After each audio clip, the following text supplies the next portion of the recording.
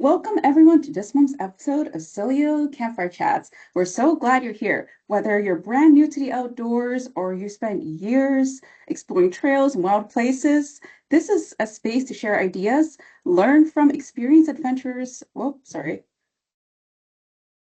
Um, Experienced adventurers and connect with a like-minded community. I'm Sammy from ZOLEO, and I'll be your host for today. Before we jump into the conversation, I want to quickly cover a few housekeeping notes so everyone has a great experience. All right, so note number one, your comfort comes first. And so I want you to think about this as a cozy campfire chat, a place to relax, be yourself, and enjoy some great conversation.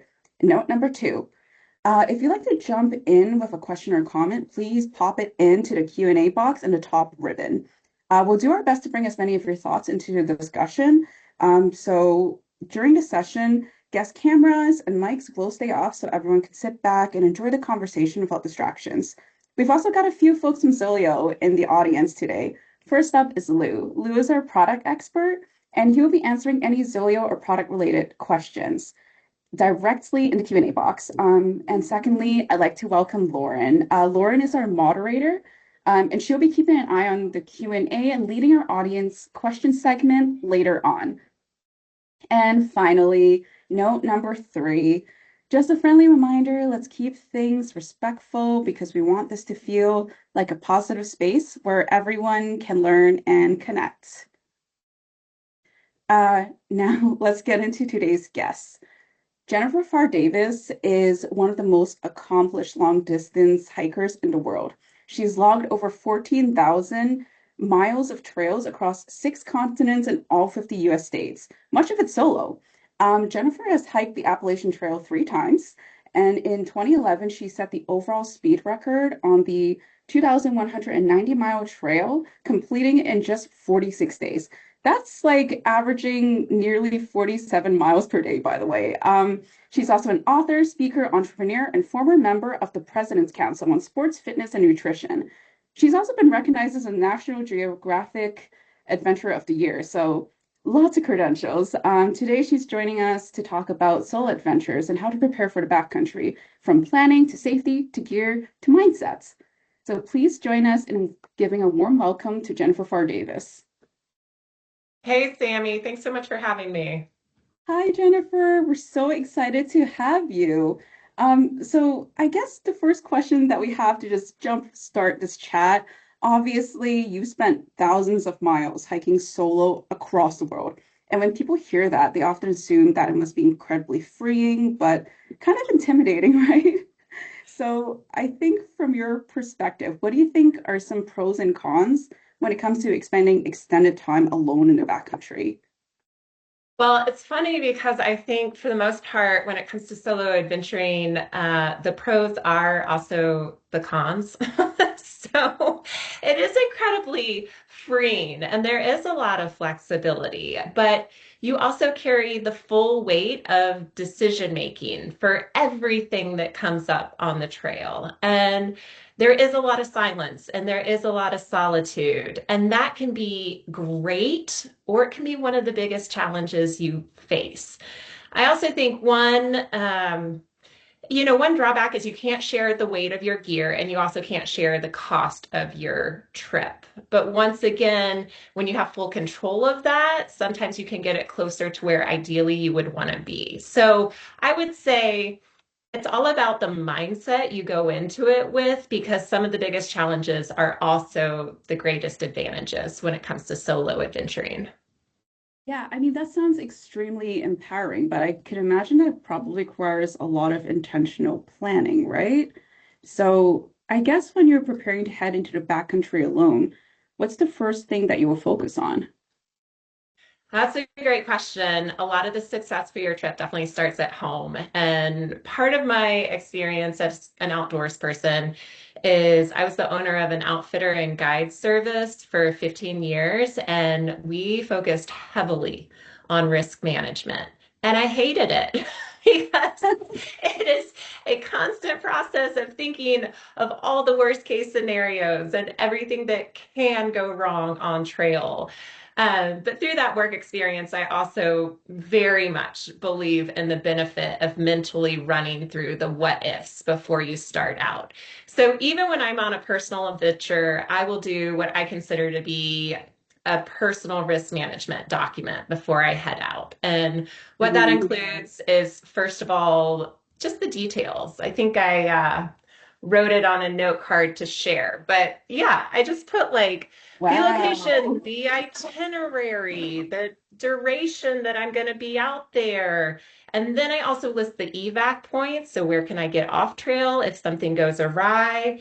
And I put the contact info. And let me be clear what I mean. It's not emergency contact info. It's what if something comes up? Is there an outfitter nearby? Is there a shuttle Mhm. service? What if I need to contact the land management agency because I see what looks like the start of a wildfire? So any contacts I might need on trail go in that first part. The second part is I do my research, and sometimes I know it, and sometimes I have to do a deep dive. But what are the environmental concerns, right? So I research average temperatures and terrain. Is there exposure? What's the altitude? What are the wildlife risks? And I even consider potential natural disasters because, for example, I was doing a long trail in Alabama and Georgia, and it is in tornado country. And I don't know, I don't live where there's tornadoes, and I've never been outdoors when there is one. So I just had to look up, okay, if there is one, what do I do as a backpacker? And it's try to get off of exposed ridge lines, try to get low, try to get in a ditch, as low as you possibly can and away from things that will fall. But I wouldn't have known that without research. And Yeah. then this usually goes pretty quickly. I do a personal inventory. Okay, what is my recent and past medical history? What medicines, supplements, vitamins am I on? What are my allergies? And how also is my mental emotional state going into this? And I know this internally, but I write this out on the piece of paper, and I'll tell you why. The last thing I do is I just include my emergency contact. Who am I going to call if something goes wrong, or who should someone else call if something goes wrong? And then I print out this one-page document and I put it in my pack because God forbid something does go wrong on trail. Whoever is coming to help you will look in your pack for clues on how to help you. And this document will have most everything they need on it, as well as who to get in touch with should something occur. So that's my first step of being prepared. Yeah, absolutely. And I think even writing it down is such a great way of just bringing it into reality too. So it's like you're not in a place where you have to think about it when you're potentially in a panic state. So I love that you do that. So I think even past planning logistics, let's talk about how you prepare for medical issues or like physical setbacks that you can experience on the trail, such as injury. What does that look like for you? Yeah, that's a great question. And I will back up 1 second and say, when I'm making this list, when I'm writing down what are environmental risks, what are my personal risks, I also make sure I have a plan for all of that. And again, sometimes for me, I just go through it mentally. I know what I'm going to do. But if there's a high probability of anything Yeah. going wrong, I will write out my plan for that. And it also oftentimes impacts my first aid kit. And I knew you were going to ask about that today, so I also have included my first aid kit contents. And I have them right beside me, the guts. I call them the guts of my first aid kit. And I will say that out of all my gear, I've been more or less professional adventuring for 20 years now, and all of my gear has gotten lighter and smaller, which I love, Yeah. except for my first aid kit. It has Oh, gotten bigger and heavier, not substantially heavier, but I've certainly added things over the years. So now what I carry in my first aid kit, especially solo adventuring, is I make sure first I start with some paperwork. So that includes this personal risk management doc, any permits that I need, and my health insurance information.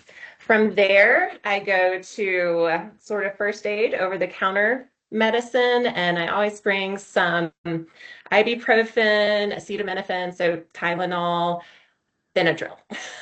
Yes. extra Benadryl. When there is an allergy, there's a chance you have multiple exposures to that allergy on trail. So one or two doses of Benadryl are not going to cut it. I usually take 6 to 10 different doses of Benadryl just for me on trail Wow. when I'm solo adventuring, and then some bismuth and some aspirin. That is what is in my medicine kit. I have a small package of different size Band-Aids, antiseptic wipes, moleskin, and ointment for minor cuts.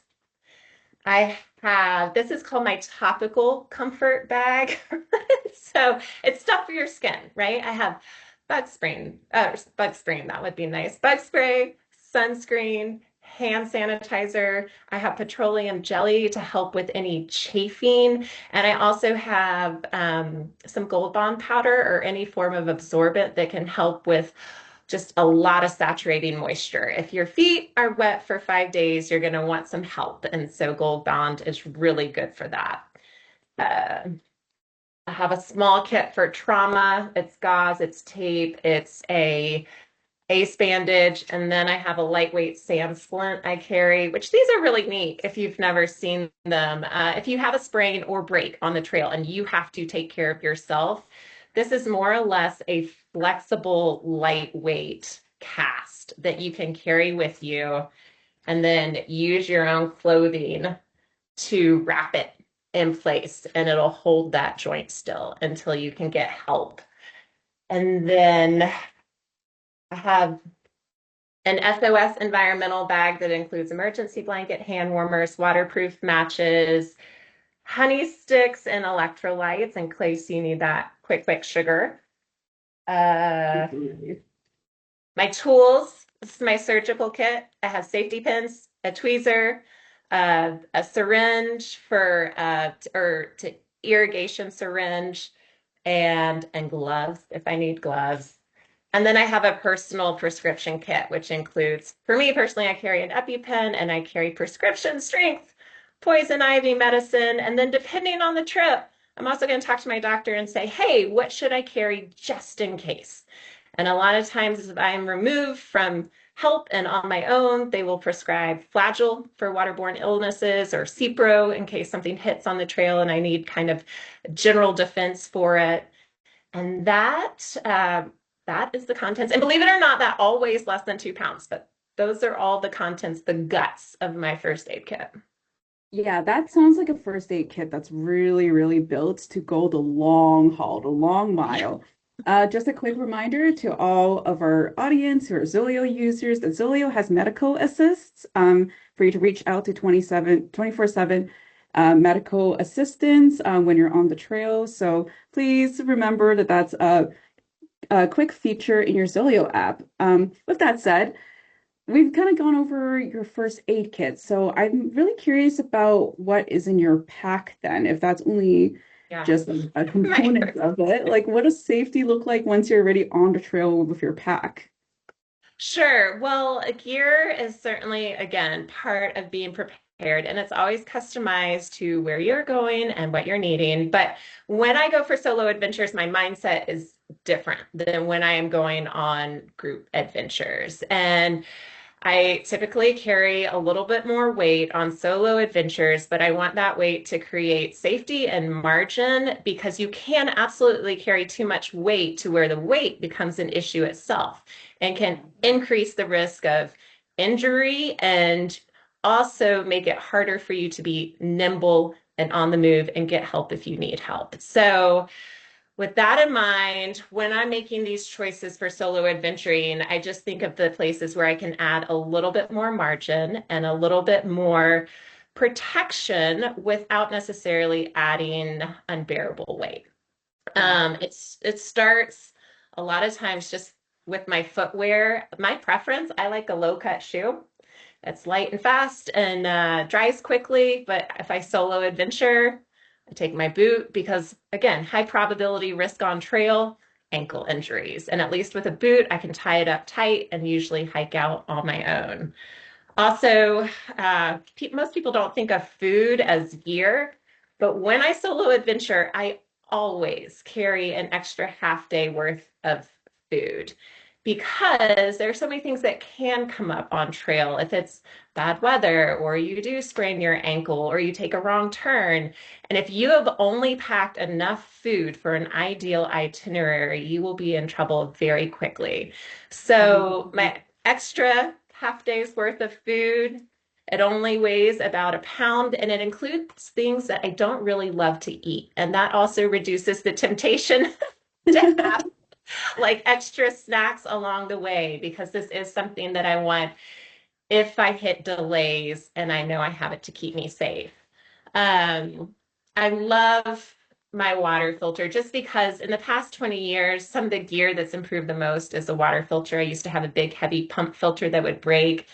And now I carry a Sawyer squeeze. So when I come to streams and lakes and springs, I fill this up and I put my filter on it. And then I either squeeze it in my water bottle and carry it, or I can drink straight from this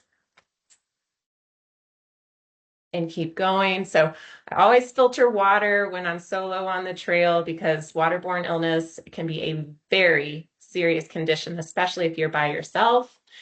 Uh, when I think about my shelter on the trail, it's interesting. I don't take my lightest.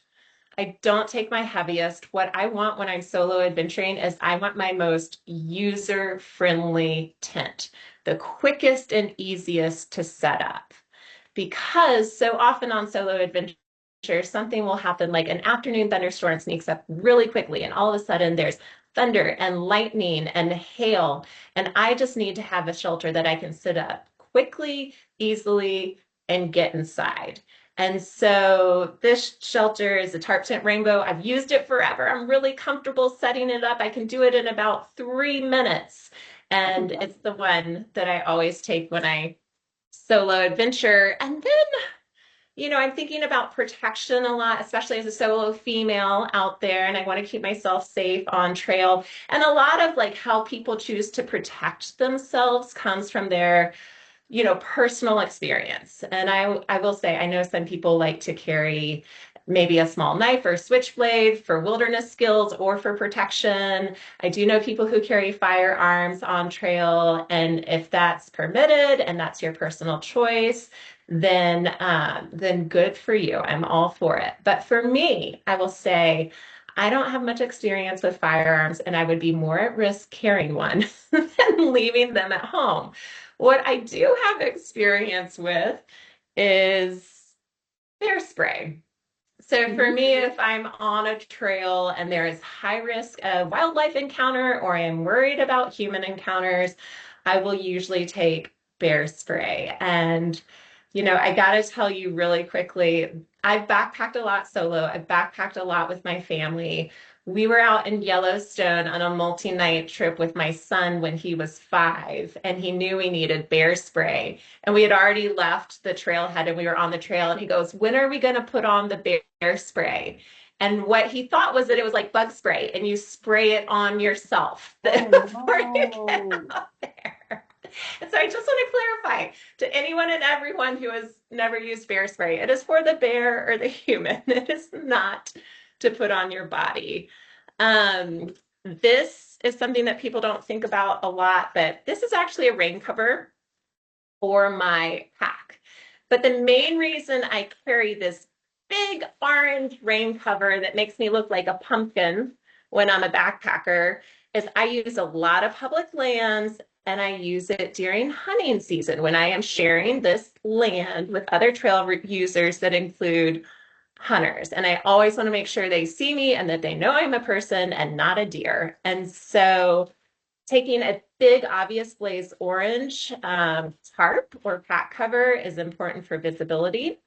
And then finally, another thing that's important when I go backpacking in my region to think about for protection is to protect myself a bit from ticks or tick-borne diseases. And I do that at home as well. And I usually treat my clothing and my gear with permethrin before I head out. Because, when we think about protection out on trail, a lot of times we are thinking about the things that get written up in headlines. But the truth is, like wear sunscreen, protect yourself from insects and bugs. The greatest probability of the risks that will cause the most long-term damage on trail are not going to come from other people. It will come from sun. It will come from insects. It will come from those small things. So be No, aware of completely that. agree.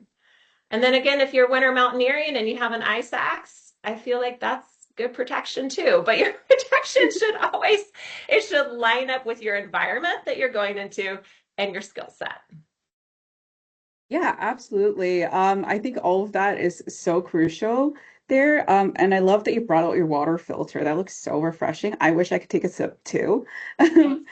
I think, okay, so the next question, that was such a great dive into gear. I'm really curious about how do you even physically train for the trips that you go on, thousands of miles? That's really, really intensive, isn't it?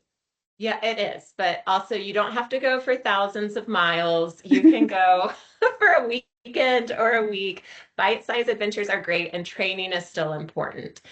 Training reduces risk on trail. If you are going out there physically prepared, you reduce the risk of injury on trail. So, the thing you always start with is building an aerobic base. And the good thing is, any exercise counts towards that, any movement, whatever you want to do. If you want to walk, run, ride your bike, do yoga, go to the gym, just start moving. And then for multi-day trips, I say try to start moving as many times as possible throughout the day. So it doesn't have to be one intense long workout, but do something before work. Can you do something during your lunch break? Can you do something after work? Because you're going to try to emulate moving throughout the day. Solo adventuring requires constant long-term movement over time. So as much as you can reasonably work that into your routine, that's beneficial. And then the ways you up level it is add weight. And you can't do that with every activity. But, if you are just going for walks, start wearing a pack. And it doesn't have to be the full weight of your expedition pack when you start, but start building up that weight so that before you go, you are used to carrying the weight you will carry on trail.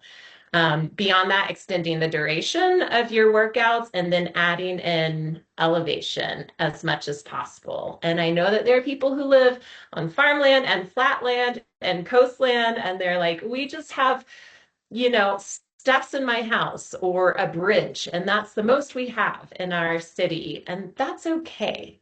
You can use what you have, you can go up steps, and one of the ways that I train sometimes for mountain adventures or expeditions is I'll just get basically a platform or a step stool to put in front of the TV, and I watch a show or I watch a movie and I put on my pack with its weight, and I just step up and down for 30 minutes or an hour and a half.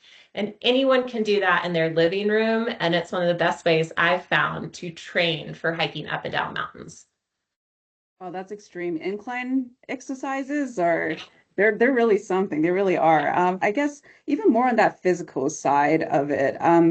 Like in terms of safety, I would say like what are some of the principles that guide your decisions, or just like things that can you will physically look for when you're on the trail?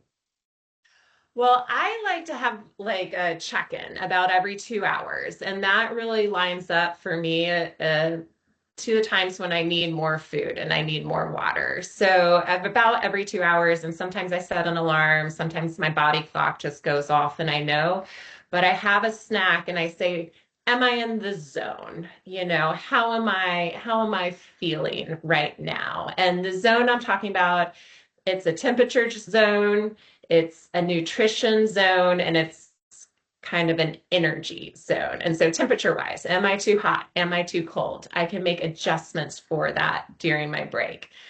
Nutrition wise, where am I at? Do I feel like I have enough water? My last pee break, was it dark and stinky? Like, do I need to drink more water? Have I had too much water? Do I feel washed out? Do I need to up my salt or electrolyte intake? And then again, with energy, it's like, how fatigued do I feel and why? Am I at altitude? Am I pushing miles? Is there something I can tweak to where I don't feel quite so exhausted. So I have those constant check-ins because I think one of the keys to staying safe on trail, especially solo adventuring, is just prevention. And the more Yes. you stay in the zone and the more you know signs and symptoms of some of the biggest, concerns or ailments you might face on trail, the more you can make small changes to make sure that you don't go to somewhere that it's hard to recover from. Yeah, definitely. I think prevention is obviously one of those things where start early, know yourself, and you sound like you absolutely know that, which leads me kind of into my next question, just like knowing yourself and understanding yourself. You obviously spend a ton of time with long periods of solitude. So, how exactly do you mentally prepare for that when you're that alone in the backcountry?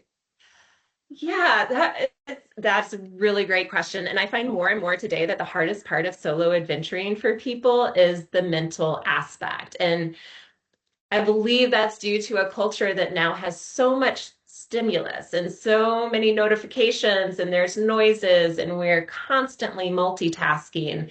And so to Mhm. just go out in the woods and have that noise fall away and have the multitasking fall away, it can be very unsettling for people. So earlier I showed you how I like to pack my first aid kit, and I always talk about this idea of you need a mental first aid kit too. Like, don't just take Mhm. the band-aids for the blisters. You need to have tools in your head that you can use when you face self-doubt and when you start to spiral, because it's gonna happen. And so before I go out, I always like to identify, okay, like what's a mantra or affirmation that I can use on the trail to stay in a positive place? What is a prayer or a meditation that I can use and maybe use repetitively to just take my mind off challenges? What is an image I can go to in my head that keeps me focused on my goal? Or what is even, this is physical, but sometimes I like to have a few pictures on my phone that can kind of remind me of my purpose and remind me of my values and what I want to accomplish on the expedition. And definitely have a hype song. And let me be Ooh. clear, I never listen to headphones on the trail, but I always have a playlist. And I sing horribly. I have the worst voice ever, but I will jam out on trail in my head or using my own voice because there are times you just need to be out of your head. And music is such a great way to just be in your body and out of your head. And so having a few songs that you know make you feel good and make you want to just dance and put one foot in front of the other, that's a good key thing to have before you go. Yeah, I mean, I guess that's one of the best things about being solo. I mean, if you do jam out, no one hears you, but if someone does hear you, they'll think it's a wolf, and that's okay. Maybe my voice is that bad. Yes, maybe they will think I'm a wolf. I don't think it's that bad, but I guess I have a fun question for you in that aspect. What is your hype song? Okay, you know it even if you don't think you know it because it plays all the time. But Low by Flo Rida, apple bottom jeans, boots with the fur, she's got the whole club looking at her. I love that song. And there's no reason I should love that song. I'm not in the club, like I'm definitely on the trail. But that song makes me so happy. It always makes me want to, dance or like just bebop down the trail. So that's my go-to.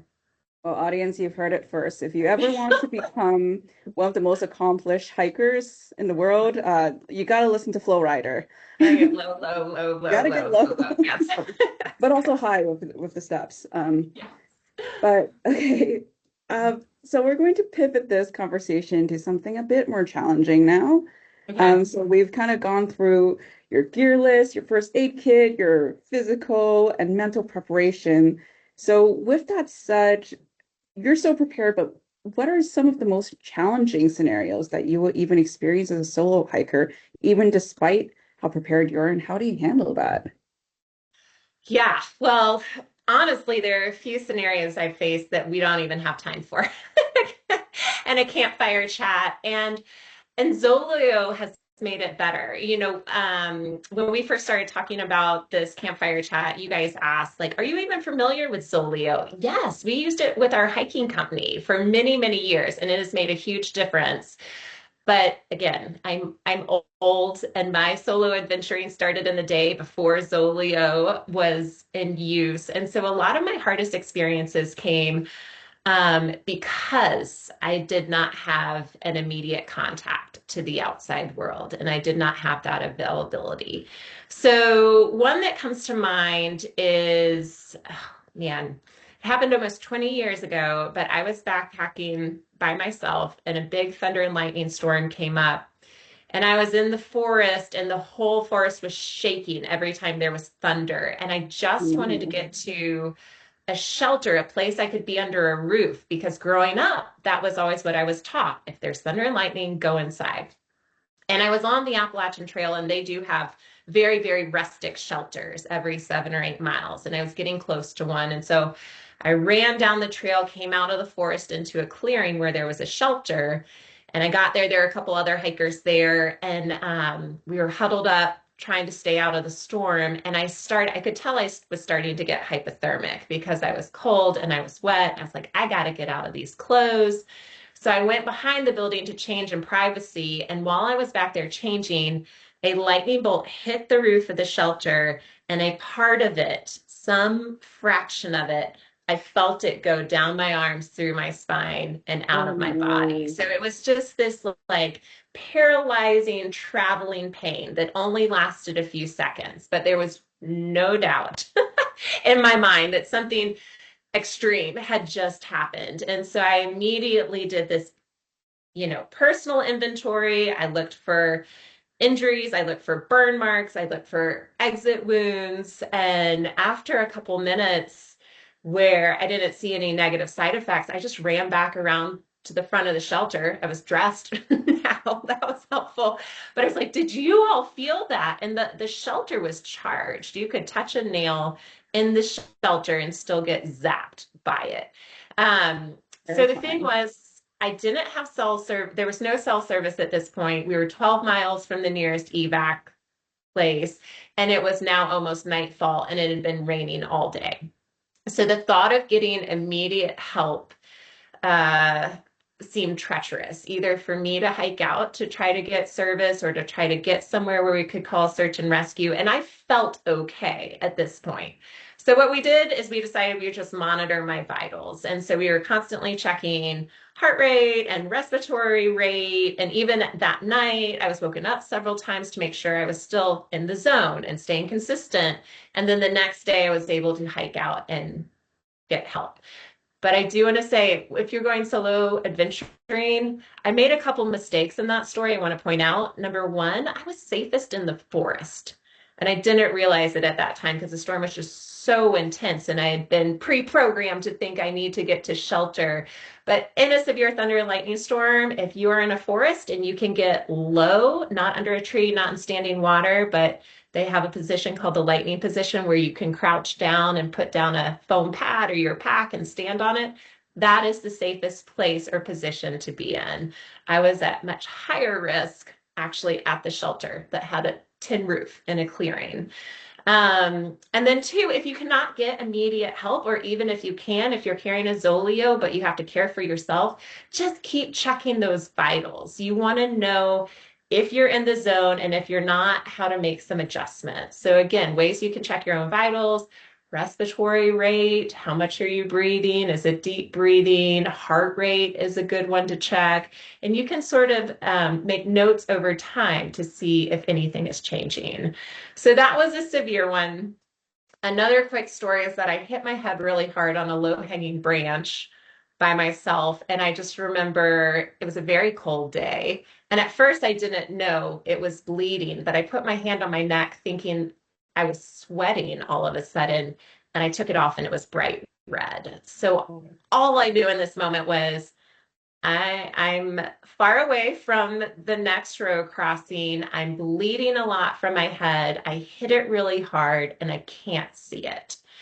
And so this is an occasion where instead of continuing, I looked at my map and I saw that if I bushwhacked, I would be able to get to an evac point closer. So I got to a place where I did have the ability to communicate. I communicated with an emergency contact about where I was and what had happened and what the plan was and where I needed to have a meetup or an evac. And then I started to walk in that direction. And it's scary to go off trail, and I wouldn't have done it in that scenario unless I had been able to communicate first the revised plan and make sure someone knew what had happened and knew where I was going and where they were supposed to meet me. So those are two very separate scenarios on trail and how I was able to respond to them. And looking back, there are certain things I would have done differently, but having a Zoleo in either of those instances would have helped a lot. Yeah, definitely. That sounds like such, wow, I don't even know how I would react to that. Um, I, I guess the first question I have is like, how do you avoid making reactive decisions in these cases? It's That's a so great tough. Yeah, that's a great question. I think doing that personal risk management doc and process before you go, that helps because you're basically making decisions before you head into the backcountry. And then every time something severe happens, I try to take a minute to reset. And my routine on trail is I start by taking deep breaths. And box breathing is a common way now that people are hearing more about to reset. And it's just taking deep breath in for 4 seconds, holding it for 4 seconds, exhaling 4 seconds, holding that and continuing. So a few rounds of that help me calm down. And then I try to check in right away on physical needs. Usually that means I drink, I eat a snack because I don't care if you are having an extreme situation outdoors or if you're my 9-year-old son or a mid-career professional, you will make better choices when food and water are in your system. Yeah. And then I make a resource inventory based off what has just happened. I ask myself who or what can help me now. And Hmm. so are there people around? Are there outfitters? Do I have service? Do I have a Zoleo? Do I have a guidebook? Do I have a map? Do I have a compass? What are my tools in this moment? And after listing out all the tools, I use that to make a plan. Yeah, it's like really just choosing the next best option from that point, real. Yeah. Yeah. Okay, so this kind of leads me into a hard question, and this is a question that a lot of people do end up finding themselves in a position of asking, but like, how do you decide in these cases when it's like, okay, I should stay put, or I need to turn back, or I need to call for help? How do you really decide that? It is a really tough decision and it's so circumstantial. We've already mentioned, the zone and being in the zone. Another thing that's important to track is just trajectory. And just like in the personal risk management, you had environmental factors and you had personal factors. When I'm trying to make a big decision on trail, I think are environmental factors holding steady or getting better? And I ask myself also, okay, personally, is my health stable and or improving? And if they're steady and or improving, usually I will continue, even if things are challenging. Now, if the trajectory is not level or up, I usually stay put or turn back or try to evac. And that decision really comes, first of all, down to do I have what I need to stay put?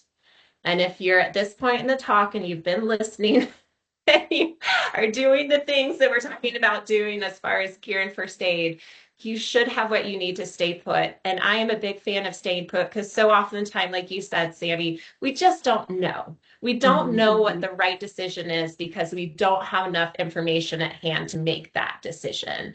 So if you can buy time by setting up shelters, staying warm, having proper nutrition, you have an extra half day of food, that to me is usually my default when I don't know what to do. I will Yeah. stay put.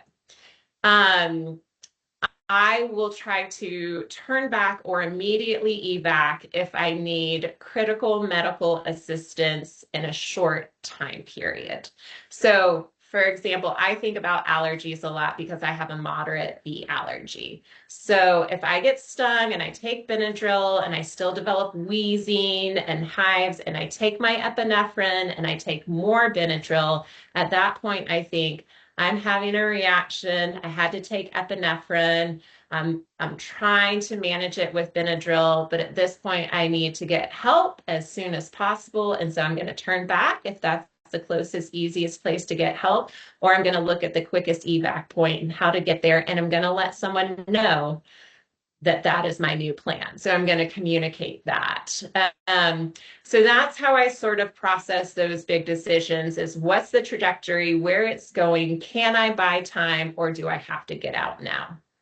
Yeah, it's really good that you have this kind of clear decision-making process, which explains why you are the adventurer that you are. I'm still here. Still here after I'm thousands of still, miles. yeah. Um, so as we close, this is kind of the final question that I have for you, Jennifer. What would you say to someone who is considering solo backcountry travel for the first time? Uh, I just want to say I love it and it's worth the risk. So there are risks involved and different risks with solo adventuring than come with group backpacking. But for me, especially as a mom and a working mom, solo adventuring, the gift of it, it's the only place where I feel like all I have to do is take care of myself. Yeah. And that is a gift. But in order to do that well, safety starts before you leave home. So think about that personal risk management, building out your first aid kit. When you pack your gear, make sure you're packing for extra margin, but not extra burden. Be sure to train your body and your mind before you go out there. When the unexpected happens, it's not if, it's when. Make sure you have a reset routine to put yourself in a place to make good decisions. And then just know at the end of the day, success is getting home safely. It's Yes. not bagging all the peaks. It's not hiking, a ton of miles. It's just getting home safely. Go have an adventure, get home safely. That is success. Yeah, absolutely. And I think that is just such a great conclusion too. Remember, everybody, the goal is to get home safely. As Jennifer said, we got to keep that in mind. All right. Well, Jennifer, thank you so much for joining us today. That was such a fantastic conversation. Seriously, we are so grateful to have such an accomplished hiker with us. And I know that I personally learned a lot too, even from this entire chat, and hope everyone watching did as well.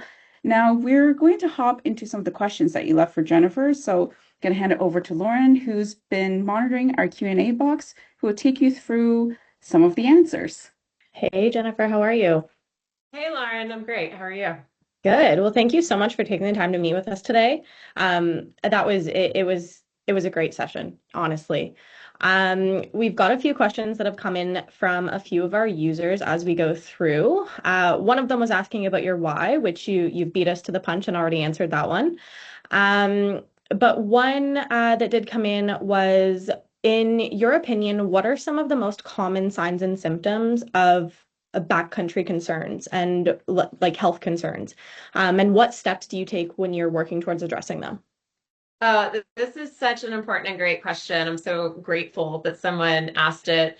One thing I meant to mention earlier in the talk is that if you're planning to do solo expeditions or adventures, I cannot recommend more highly taking a wilderness medicine course before you go into the backcountry or wherever it is you're planning to adventure. So there are very, very frequent courses that cover wilderness first aid and wilderness medicine. There's different degrees and different levels, but the most basic course will start with a weekend, and it will teach you the common signs and symptoms for a lot of the most prevalent illnesses that we would face or come across in the backcountry. So taking one of those classes is an incredible foundation to care for yourself and others outdoors.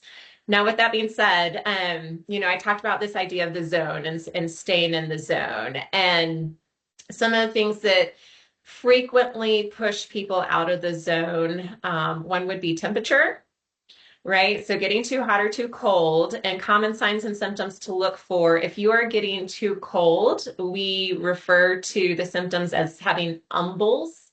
And that's because it all can rhyme with the ending umble, but you might start stumbling.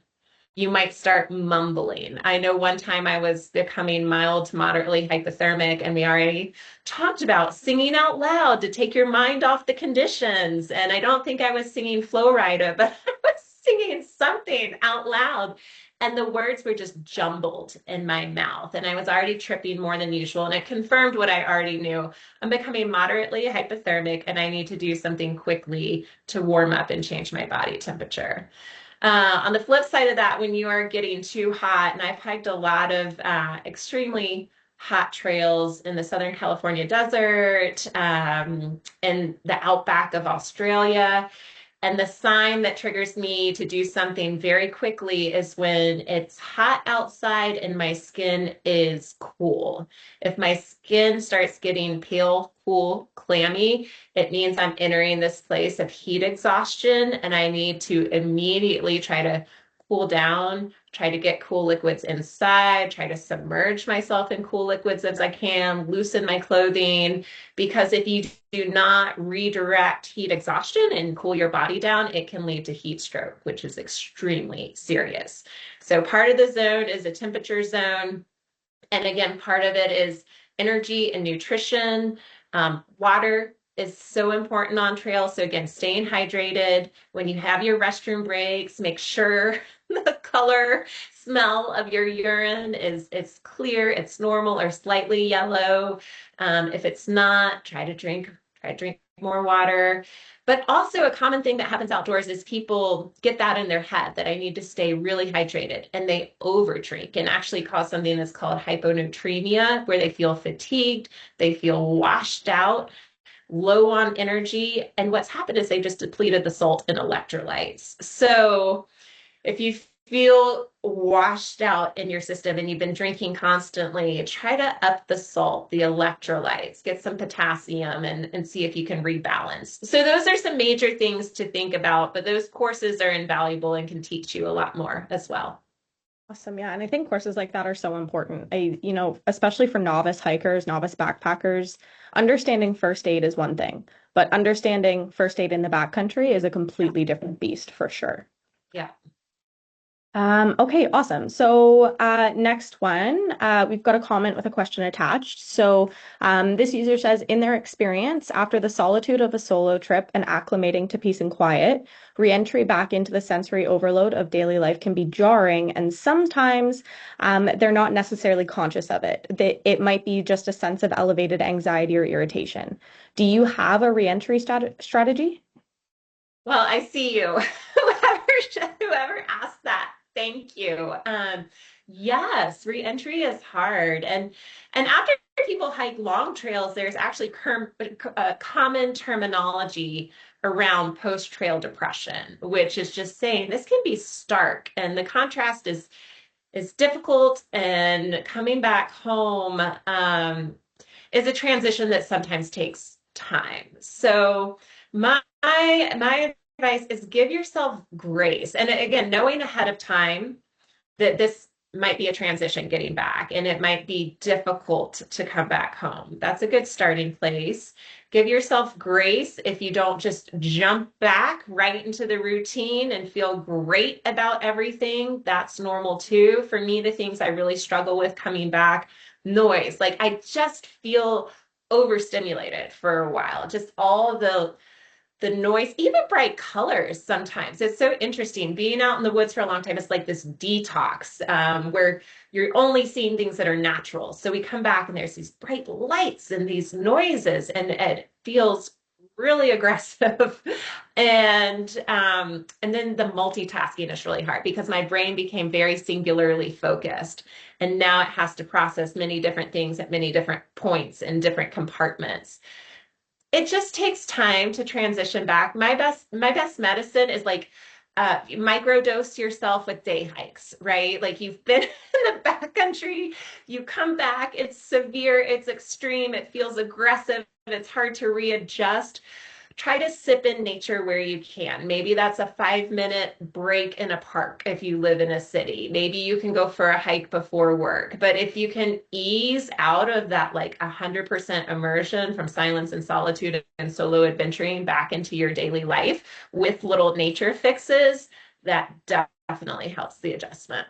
For sure. Yeah, it's just trying to stay connected and giving yourself grace for sure. Yeah.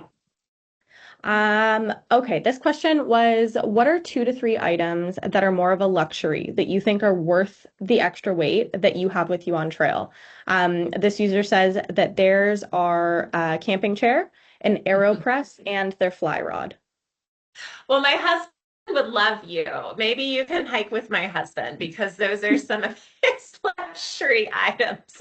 Um, I'm much more Spartan than that. I don't usually include a lot of what I would call luxury items in my pack, but if I do, it's a book or a journal. That's what I take. So yeah, I know. Sorry. My husband right now is so happy for anyone who thinks that culinary delights should be included in a backpack or a fishing rod. But if I have extra time on trail, if I'm carrying extra weight, I either want to write or I want to read.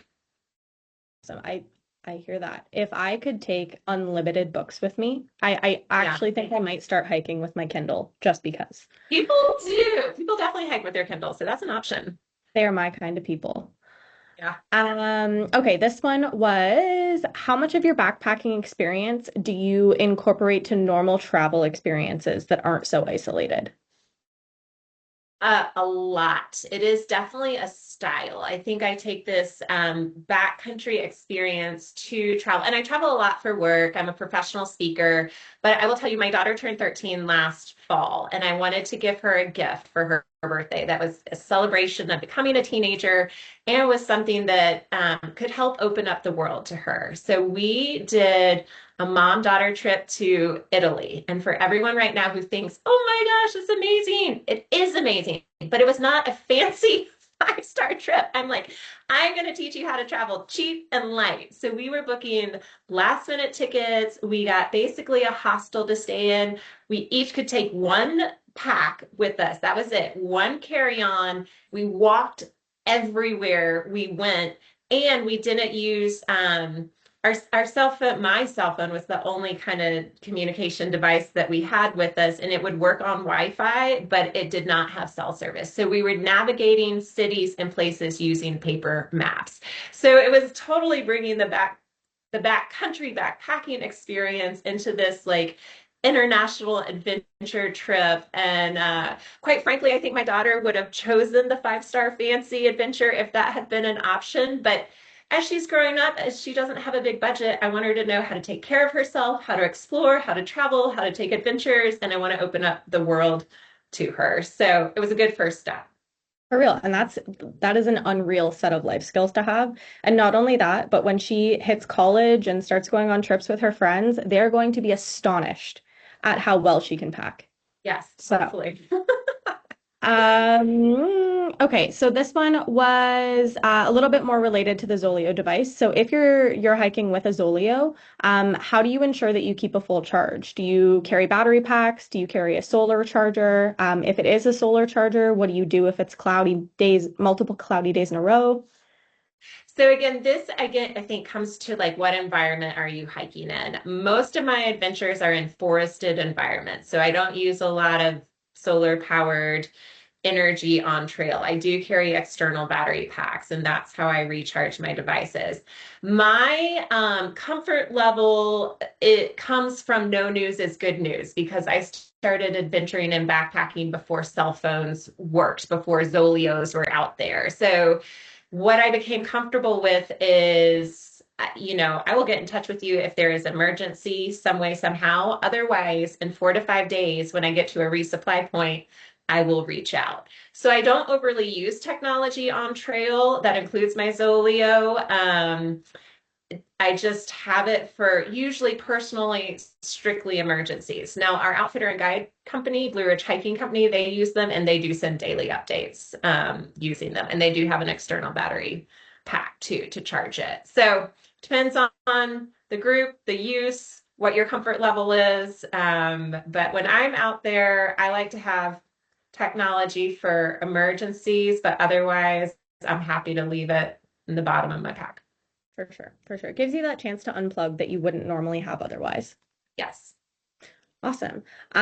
This one is I'm a big fan of this question. How do you balance food choices between functional nutrition and personal enjoyment?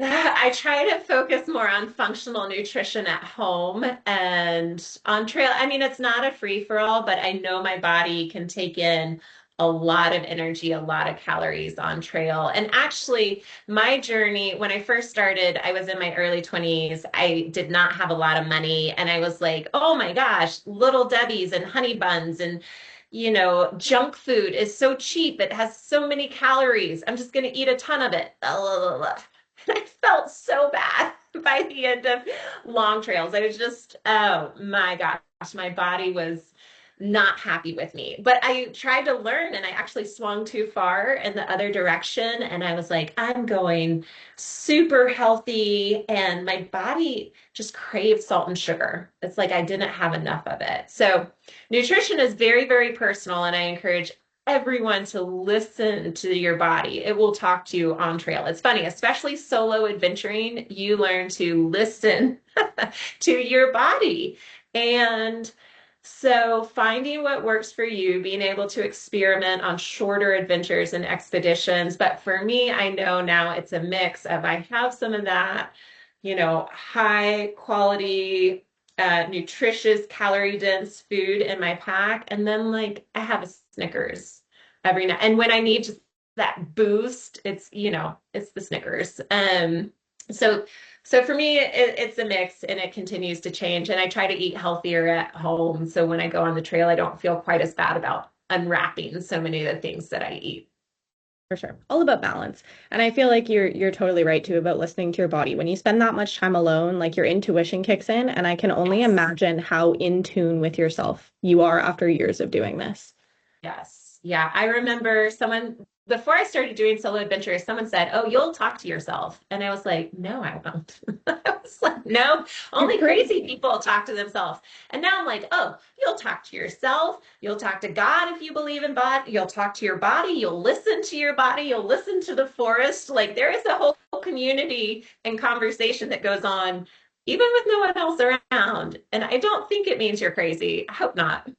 No, absolutely not. Sometimes you just need an expert opinion, and you're the only one you can get that from. So, That's right. okay, so we've got time for one more quick one. We've got two here that I'm going to lump together, kind of in terms of food protection. So Okay. obviously, it's partially dependent on where you are, what the rules and the regulations are. But do you hang your food? Do you have tips for food protection? How do you keep animals out of your stuff? My preference is to hang. That is what I usually come equipped for. So I usually have a lightweight rope, throw it over a tree. Again, I already said, I live on the East Coast of the United States. So most convenient trails around where I live have trees. So hanging is quick and easy. But that's part of my research too. A lot of places now require bear canisters. So if they're required, I have bear canisters. I'll pack a bear canister. Some places have food storage available if you're staying at specific campsites. So in my personal risk management doc, I am planning this out. How am I going to store my food? And I will say, there are times where I've been so tired or the weather is so extreme that I don't do the right thing. Like the right thing is to, do a bear hang or to put it in a bear box in a safe place. But if you have to hunker down really quickly and you end up spending the night there, I still will not keep food in my tent. So I will get it out to nearby rocks and try to bury it under a rock. I will try to throw it on a low branch if I'm too tired or in an extreme weather situation where I can't do it properly, because I have been in multiple camp scenarios where bears have come directly to where food is in a tent. And so I don't always do the best thing, but I do not keep food in my tent, period. For sure. For sure. Yeah, the risk just completely outweighs the reward of that. Okay, so that is all we have time for today. To our users, if you'd submitted a question and we did not get to it, don't worry. We'll be sharing the post-event recording in the coming days, and any outstanding questions we will do our best to address there. I want to thank you again, Jennifer. It's been great having you today. And I'm going to pass things back over to Sammy for some closing remarks. Awesome. Thanks, Lauren. Okay, thank you so much for joining us for this episode of Campfire Chats. It's been so great having you all here, and big thank you to Jennifer Pharr Davis for sharing her experience and insights of our community. You can check her out at jenniferpharrdavis.com. We can't wait to see you at our next Campfire Chats. So until then, stay safe, stay connected, and happy adventuring. Bye.